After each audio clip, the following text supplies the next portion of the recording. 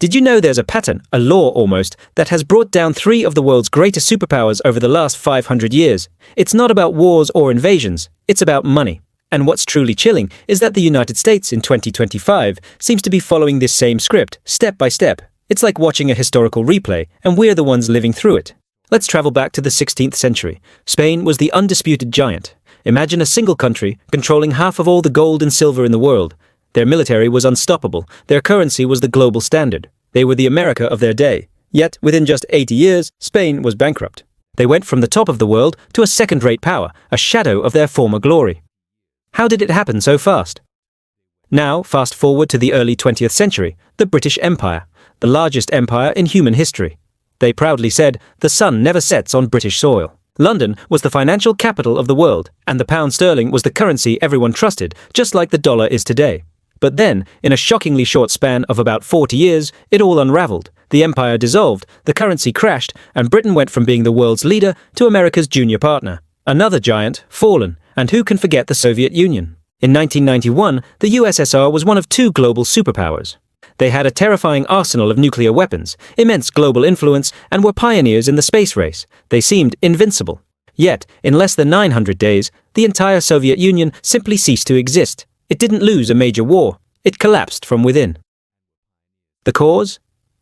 Once again, economic failure. Spain, Britain, the Soviet Union. Three empires from different centuries with different political systems. Yet they all share a common story of financial collapse. It starts with massive debt. To fund their armies, their ambitions, and their lavish lifestyles, these empires spent far more than they took in. Spain got addicted to South American silver and gold, spent it all on wars, and when the silver ran out, the economy imploded. Britain financed 2 world wars by printing money and borrowing heavily, which destroyed the value of the pound and bankrupted the nation. The Soviet Union spent itself into oblivion, trying to keep up with the West in the arms race, while its own economy was hollowed out and inefficient. In each case, the process was eerily similar. First, the country becomes the world's dominant power. Second, it starts living beyond its means, accumulating enormous debts. Third, to pay for this debt, it debases its currency, either by literally mixing cheap metals into gold coins like the Spanish did, or by printing massive amounts of paper money like Britain and the US have done. This currency debasement leads to inflation, which erodes the savings of its citizens and destroys trust in the currency. As trust disappears, other countries stop wanting to hold that currency or lend that empire more money. The empire finds it can no longer afford its massive military or its global commitments. The whole system becomes a house of cards, and one day, it just collapses. So, where does the United States stand today? We have the world's reserve currency. We have the most powerful military. And we have a national debt that is spiraling into the tens of trillions of dollars, a number so large it's hard to even comprehend. We are funding this debt by creating more and more dollars out of thin air. We're seeing inflation that we haven't seen in decades. Does any of this sound familiar? It's the exact same pattern we've seen with Spain, Britain, and the USSR. The signs are all around us. The question is no longer if this pattern will play out, but when. The collapse of these past empires wasn't a slow, gentle decline. It was a cliff. It happened fast, catching almost everyone by surprise. Are we prepared for what might come next? This isn't about being pessimistic, it's about understanding history so we don't become its next victim. The script has been written. The previous acts have played out. And now it feels like we are living in the final scene. The total collapse of 3 empires, all following the exact same sequence. And here is what should terrify you. The United States has already completed 5 of the 7 stages. This is the story of how empires die, why they always think they're different, and why the mathematics say we are next. And it's happening much faster than anyone wants to admit.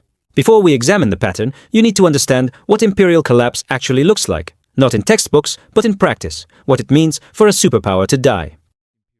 Imperial bankruptcy never begins with an invasion or a military defeat. It begins with economic exhaustion. The empire extends itself beyond its capacity to sustain itself. It has military bases almost everywhere in the world, wars on multiple fronts, promises it can't keep, and debts it can't repay. At first, the decline is invisible. The currency still functions. The army still wins wars. The government still makes promises. But beneath the surface, the foundation is cracking. Resources are misallocated. Productive capacity shrinks. The best and the brightest leave. Then comes the acceleration. Allies begin to hedge their bets. Enemies test the borders. Trading partners look for alternatives. The reserve currency status erodes. And suddenly, the advantages that made you strong turn into vulnerabilities. Your currency, once demanded by everyone, floods back home like a tide. Your globe-spanning military becomes unsustainable. Promises once guaranteed by power turn into hollow words. This isn't theoretical. This is what happened to Spain and the other empires we're about to discuss. And it happened because they made the exact same decisions we are making now. They believed their power was permanent. They overextended militarily. They debased their currencies. And they refused to accept reality until the collapse was already well underway. Let's look at how it actually happened, 3 times in the exact same way. Let's start with the first global empire, Spain. From the 1500s to the 1600s, after Columbus discovered America in 1492, Spain became the first true world power. They conquered the Aztec and Inca empires, seizing control of the richest gold and silver mines ever discovered. Imagine this. In 1550, Spanish galleons were bringing home 200 tons of silver a year. By 1600, that number had doubled to over 400 tons a year. Spain controlled Europe's money supply. The Spanish real was the global reserve currency. Everyone in the world wanted Spanish silver. And the pattern begins right here, with a country that controls the world's money and believes this makes them invincible. In our next segment, we'll dive deeper into how Spain's incredible wealth became the very source of its downfall, and how that mirrors what's happening. How does an empire with more money than anyone in history go completely broke? Let's talk about the catastrophic collapse of the Spanish Empire. In the 16th century, Spain was on top of the world. They controlled a global empire, and from the Americas, a torrent of gold and silver flowed into their treasury. King Philip II, who reigned from 1556 to 1598, had more money than any ruler before him. So what went wrong? It all started with military overextension. Spain was basically at war with everyone, everywhere, all at once. They fought the Ottoman Empire in the Mediterranean, they fought France in Italy, they fought Protestant rebels in the Netherlands, and they battled the English Navy on the high seas. At the same time, they were funding wars in the Philippines and expanding their control in the Americas. By the 1580s, Spain had military commitments on 4 different continents. The cost was absolutely staggering. Half of all the money the Spanish government brought in went directly to the military. And incredibly, it still wasn't enough. This brings us to stage 2. Currency debasement. Since taxes couldn't cover the bills, the Spanish crown did what many failing governments do. They started messing with their money. They began secretly mixing cheaper metals, like copper, into their silver coins. A coin that was supposed to be pure silver soon became 50% copper, then 75% copper. The face value, what the coin said it was worth, stayed the same, but its real value, the actual silver content, plummeted.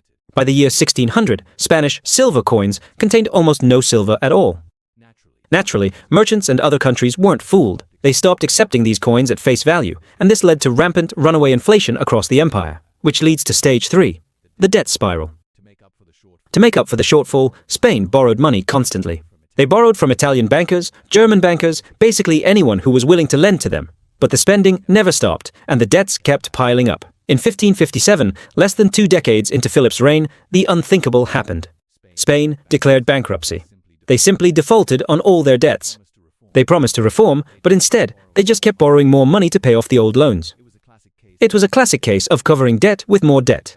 They declared bankruptcy again in 1560, again in 1575, and then again in 1596. That's 4 national bankruptcies in just 40 years. Each time they promised things would be different, and each time they went right back to their old habits of borrowing and overspending.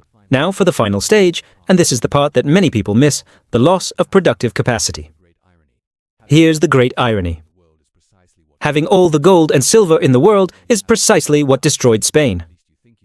Think about it. When you have an endless supply of money, or at least you think you do, you lose the incentive to actually produce anything. Why bother growing your own food when you can just import it from France? Why build your own ships when you can just buy them from the Dutch? Why innovate or develop new technologies when you can just spend your way out of any problem? The Spanish nobility began to see any kind of real work or manufacturing as beneath them. As a result, Spanish agriculture stagnated. Its manufacturing sector declined. All that incredible wealth from the Americas didn't stay in Spain. It flowed right back out to pay for foreign goods. The gold and silver went straight to France for wine, to Italy for silks, and to the Netherlands for manufactured products. Spain became a simple pass-through, a conduit for wealth. The riches of the New World flowed through the empire, but almost none of it stuck. They had all the money in the world, but they forgot how to create real, lasting value. And that was the final nail in the coffin of the great Spanish Empire. Ever wondered what it looks like when a superpower collapses? It's not a sudden event. It's a slow, predictable decay, and it's happened before. Let's look at Spain, the world's first global superpower. By the year 1600, Spain was in a strange position. They had mountains of silver from their colonies, but they produced almost nothing themselves. They were completely dependent on imports, paying for everything with that silver. But what happens when the silver runs out? The mines started to dry up, production fell, and the entire system imploded. This led to social decay. With the economy in freefall, crime skyrocketed. The streets of Madrid were filled with beggars. Anyone who was productive, anyone with ambition, left. The best and brightest minds emigrated to places like France, England, and the Netherlands, countries that were actually building and growing. So, who was left in Spain? Bureaucrats, soldiers, and priests.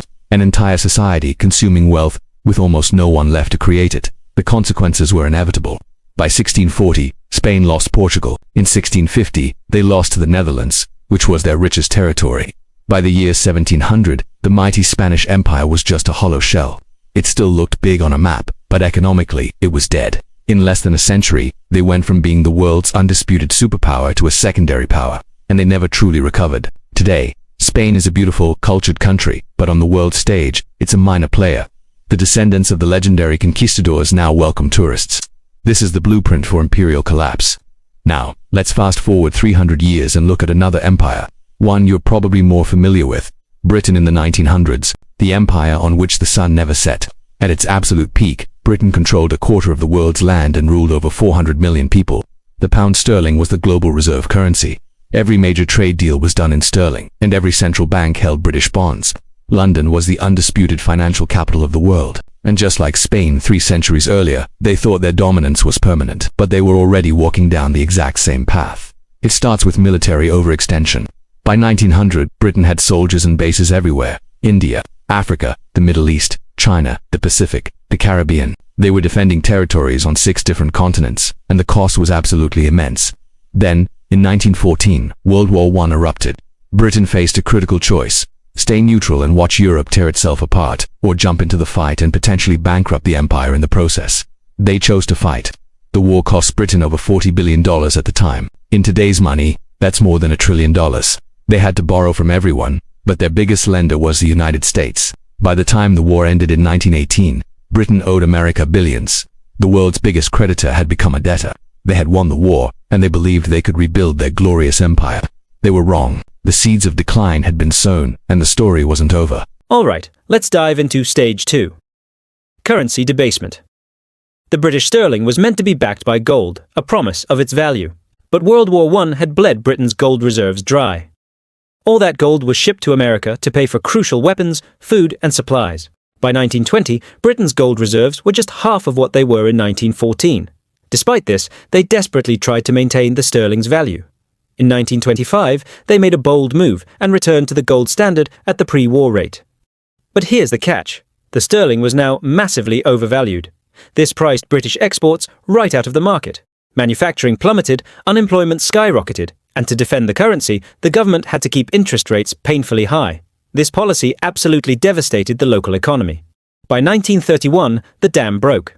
Britain abandoned the gold standard. In a single night, the sterling lost 25% of its value. The world's reserve currency had just publicly admitted it couldn't keep its promises. This leads us to stage 3. The debt spiral. Britain never truly recovered from its World War I debt, and then World War II erupted. Another $120 billion in costs piled on. More borrowing from America. By the time the war ended in 1945, Britain owed the United States and Canada $30 billion more than its entire GDP. Imagine that.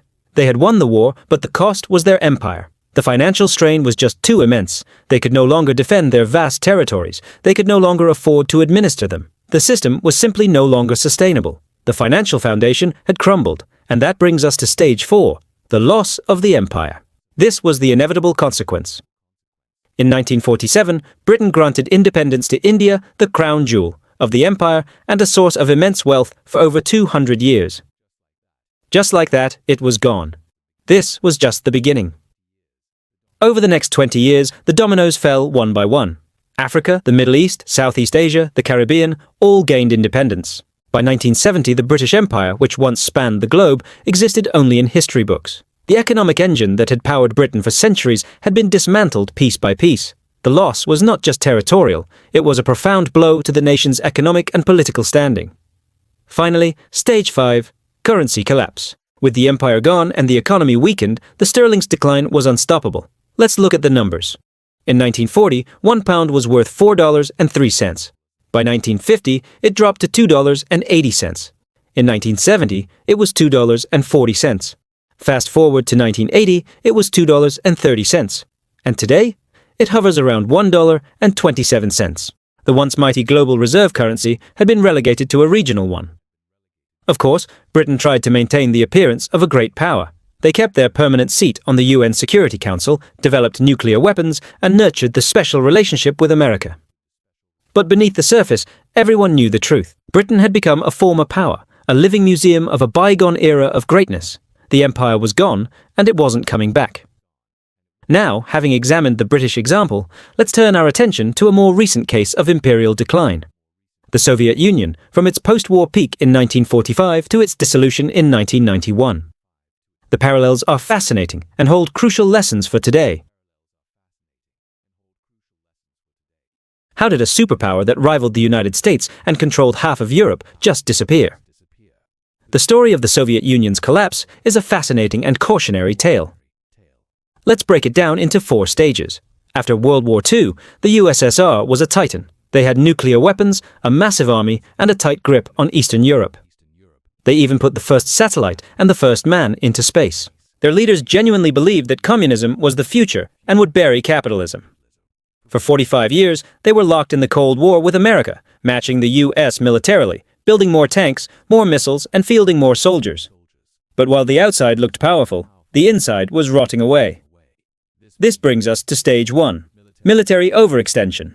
Imagine spending up to 20% of your entire country's income on the military. That's what the Soviets were doing, 3 times the rate of the United States. They were desperate to keep up with American technology, global reach, and its network of alliances. But here's the catch. Their economy was much, much smaller.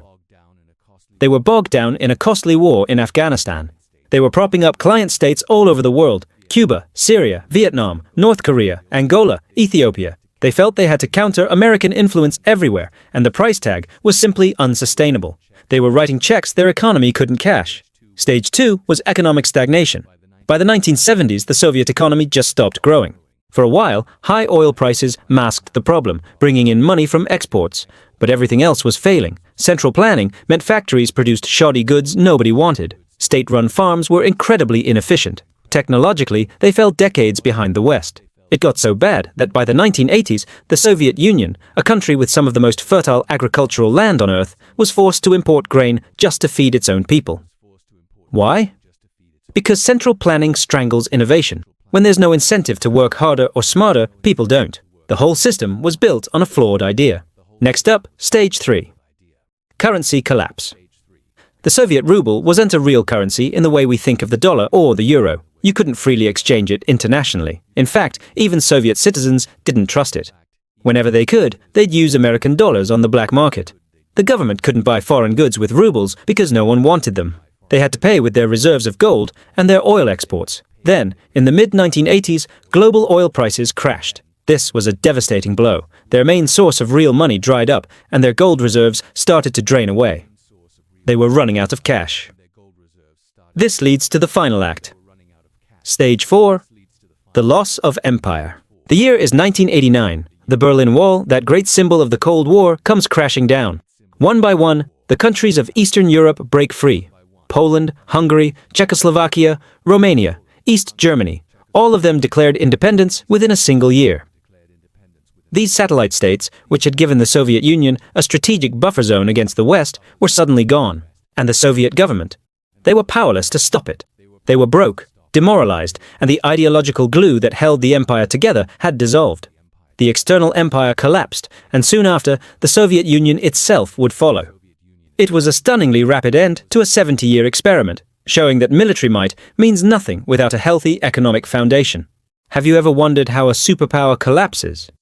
It's not always with a bang. Sometimes it's a slow, quiet unraveling. Take the Soviet Union. On December 26, 1991, it just ceased to exist. In the 900 days from the fall of the Berlin Wall to its final dissolution, there was no war, no invasion. It was an economic collapse. The army wasn't getting paid. The government couldn't function. The ruble became worthless paper. A nation with 30,000 nuclear weapons imploded from the inside out. History shows us a pattern for this kind of collapse: overextension, currency failure, crippling debt, loss of empire, and then the end. And here, as the part that should really worry you, the United States is following this exact same pattern, step by step. Today, I'm going to show you how. Let's start with Stage 1. Military overextension. The US maintains over 750 military bases in 80 countries. We have active troops in 150 nations. Through alliances like NATO, we've committed to defending Europe, Japan, South Korea, and the Philippines. We are simultaneously engaged in the Middle East while trying to counter both China and Russia. Our military budget is a staggering $850 billion a year. That is more than the next 10 countries combined. And yet, it's not enough. Our forces are stretched thin. Our equipment is aging. Recruitment numbers are falling. We have made promises to the world that we simply cannot keep. Think about it. If China were to invade Taiwan, Russia were to push into NATO territory, and Iran were to close the Persian Gulf all at once, could we realistically respond to all three crises? The answer is no. We are dangerously overextended, just like Spain was, just like Britain was, just like the USSR. That's a check for Stage 1. Next, Stage 2. Currency debasement. This is the process of a currency losing its value. Back in 1971, President Nixon took the US dollar off the gold standard. From that moment, the dollar became a pure fiat currency, meaning its value is based only on faith in the government that issues it. Since the year 2000, the US money supply has ballooned by 400%. Since 2020 alone, we have printed over $6 trillion new dollars. The consequence? Since 1971, the dollar has lost 98% of its purchasing power. Ancient Rome diluted its silver coins with cheaper metals. We're just printing unlimited amounts of paper. The method is different, but the outcome is identical. Debasement. That's a check for Stage 2. This leads directly to Stage 3. The debt spiral. The United States national debt is currently approaching an unbelievable $38 trillion. That's 120% of our entire gross domestic product. The interest payments alone on this debt are nearing $1 trillion a year. Let that sink in. We now spend more on interest than we do on our national defense. We run massive deficits almost every single year. Even in 2024, with a supposedly growing economy, the deficit was $1.8 trillion. We are borrowing money just to pay the interest on money we've already borrowed. This is the textbook definition of a debt spiral. History gives us clear warnings. Spain defaulted on its debt 4 times. Great Britain borrowed until its empire crumbled. The Soviet Union literally ran out of money. We are walking the same path. Check for Stage 3. Finally, we arrive at Stage 4, loss of productive capacity. An empire's strength isn't just its army, it's its ability to make things. For decades, the United States was the world's workshop. We built the cars, the planes, the steel, the electronics. But starting in the 1970s, we began to deindustrialize. We outsourced our factories and our jobs, chasing cheaper labor overseas. Our manufacturing base was hollowed out. Today, we are a nation that primarily consumes, not produces. We import everything, from electronics to basic necessities. When the pandemic hit, we couldn't even make enough of our own masks or medical supplies. We've lost the ability to provide for ourselves. This dependence on other nations for essential goods is a critical vulnerability. A nation that cannot make things cannot sustain itself, let alone an empire. Stage 4, check, December 26, 1991. The Soviet Union, a global superpower, ceased to exist. It took just 900 days from the fall of the Berlin Wall to its total dissolution. What's shocking is how it happened. There was no Great War, no foreign invasion. It was a collapse from within, driven by economic failure. Imagine this. The army stopped getting paid. The government couldn't function. The currency, the ruble, became worthless overnight. A nation with over 30,000 nuclear weapons simply disintegrated because its economic foundation crumbled. This wasn't a new story. It's a pattern we've seen throughout history with great empires. First, military overextension. Then, currency failure. Then, crippling debt. Finally, the loss of the empire and total collapse. Now here's the part that should really concern you. The United States is following the exact same pattern, step by step. Let's break it down. Stage 1. Military overextension. The United States maintains over 750 military bases in more than 80 countries. We have troops stationed in 150 different nations. Through alliances like NATO, we've committed to defending huge swaths of the globe, from Europe to Japan, South Korea, and the Philippines. We're actively engaged in the Middle East, all while trying to counter the influence of both China and Russia. Our official military budget is a staggering $850 billion a year. That's more than the next 10 countries combined. And guess what? It's still not enough. Our forces are stretched incredibly thin. Our equipment is aging faster than we can replace it. Military recruitment numbers are falling short. We have made promises around the world that we simply cannot keep if multiple crises erupt at once. If China moves on Taiwan while Russia tests NATO's borders, and Iran decides to shut down the Persian Gulf, we don't have the capacity to effectively respond to all three. We are classically overextended, just like the Spanish Empire, the British Empire, and the Soviet Union before us. Stage 1, check. Stage 2, currency debasement. For centuries, empires that got into financial trouble would debase their currency. The Romans mixed cheap metals into their silver coins to create more money. In 1971, the US did something similar, but in a modern way. President Nixon severed the dollar's last link to gold, turning it into a pure fiat currency, backed by nothing but faith. Since then, the floodgates have opened. Since the year 2000, the US money supply has ballooned by over 400%. In the last few years alone, since 2020, we've printed over $6 trillion new dollars out of thin air. The consequence? Since 1971, the US dollar has lost a staggering 98% of its purchasing power. What used to cost $1 now costs 50. We aren't mixing copper into silver coins, we're just hitting print on a keyboard. The method is different, but the outcome is identical. Massive currency debasement. Stage 2, check. Stage 3, the debt spiral. This is where it gets really scary. The US national debt is currently approaching $38 trillion. That's a number so large it's hard to even comprehend. It's over 120% of our entire country's annual economic output, our GDP.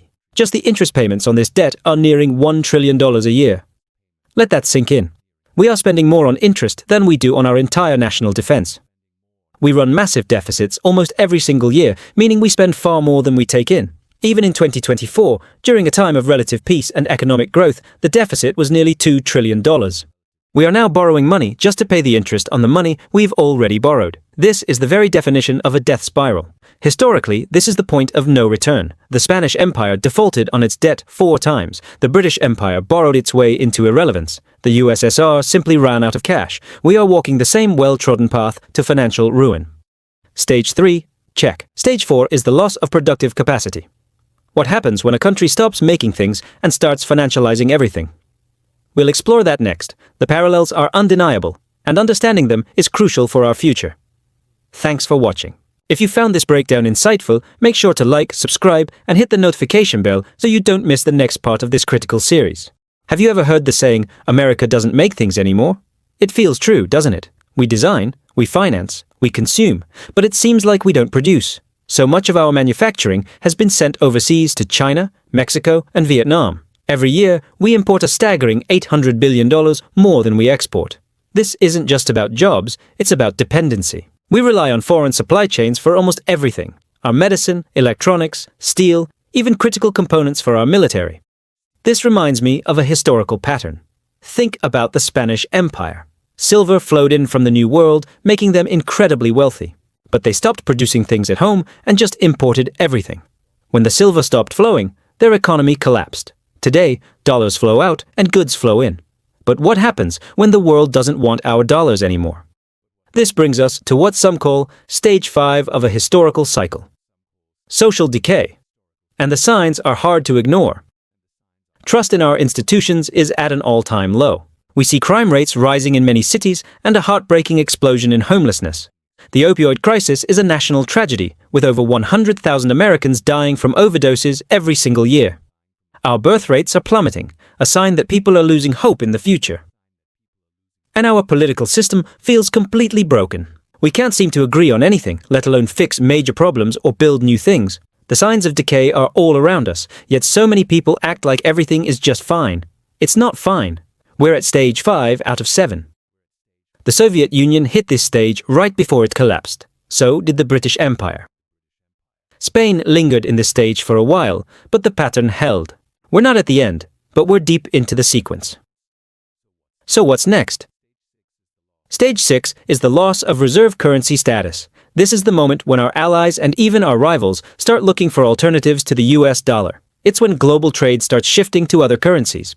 When that happens, all those trillions of dollars held overseas will come flooding back home because no one will need to hold them anymore. This would cause hyperinflation and an economic crisis unlike anything we've ever seen. And we are already seeing the early signals. The BRICS nations, Brazil, Russia, India, China, and South Africa, are actively developing their own payment systems. Central banks around the world are buying gold at record rates, a classic hedge against the dollar. China and Russia are already trading with each other in their own currencies. Even Saudi Arabia has started accepting the Chinese yuan for its oil. The cracks in the dollar's dominance are starting to form. This leads to the final, terrifying stage. Stage 7, the collapse. This isn't a slow, gentle decline. History shows it's a sudden implosion. The Soviet Union went from a global superpower to non-existent in just 900 days. The British Empire lost its global dominance in about 20 years. When a nation's reserve currency fails, when its debt becomes unmanageable, when it can no longer afford to fund its military, it doesn't just fade away gracefully. It collapses, and it collapses fast. Anyone who thinks it can't happen here is repeating the same mistake every fallen empire has made. 3 great empires followed this exact pattern: Spain, Britain, and the Soviet Union. Each one believed it was exceptional. Each one thought the rules of history and economics didn't apply to them. They were wrong every single time. And right now, what are we telling ourselves? We're different. We have technology. We have the dollar. We are America. But this historical pattern isn't an opinion. It's almost mathematical. No nation, no empire can spend beyond its means forever without facing a day of reckoning. The question isn't if, but when. You can't sustain an empire without the ability to make things. You can't just print money endlessly without facing the consequences. History shows us a clear 7-stage pattern of how great powers rise and fall. Once you complete stages 1 through 5, stages 6 and 7, collapse and post-collapse, are inevitable. The order is locked in. The only real question is timing. Maybe we have another 10 years, maybe 5, or maybe even less. But the historical pattern says the collapse is coming, and when it does, it won't be a slow, gentle decline. It will be sudden. A currency crisis will trigger a debt crisis, which then explodes into a full-blown political crisis. Overnight, a global superpower can become a cautionary tale for future generations. A world reserve currency can become just another regional currency. A sprawling empire can become nothing more than a memory. Now, I want to be clear, this isn't doomsday preaching or some wild conspiracy theory. I am talking about facts, causes, and consequences that have played out repeatedly throughout history. I'm talking about a pattern that has brought down at least 3 major empires before us. The pattern says we are next in line. Since 2020, it feels like we've hit the fast-forward button, accelerating through every single stage. We've printed unprecedented amounts of money, taken on staggering levels of debt, and stretched our military commitments thin across the globe. All while our domestic manufacturing has been hollowed out, and our society has become more divided than ever. We are no longer just walking down this well-trodden path of decline. We are sprinting towards the end. And if you understand the pattern, the final stages are coming into view. Of course, maybe we'll find a way out. Maybe America can achieve what Spain, the British Empire, and even the Soviet Union could not. Maybe we will find the collective will to reform our systems, rebuild our productive capacity, and restore our national unity. Maybe, just maybe, this time it really is different. But the pattern says otherwise. The cold, hard mathematics of our debt and deficits say otherwise. And history, which has silently watched empires die in the exact same way over and over again, says we are about to learn this lesson the hard way. If this has opened your eyes to where we might actually be in this historical sequence, make sure you subscribe. Because when we hit stages 6 and 7, you will want to understand exactly what is happening, and, more importantly, why. The answers aren't hidden in some unknowable future. They are written clearly in the past for all to see. Thanks for watching.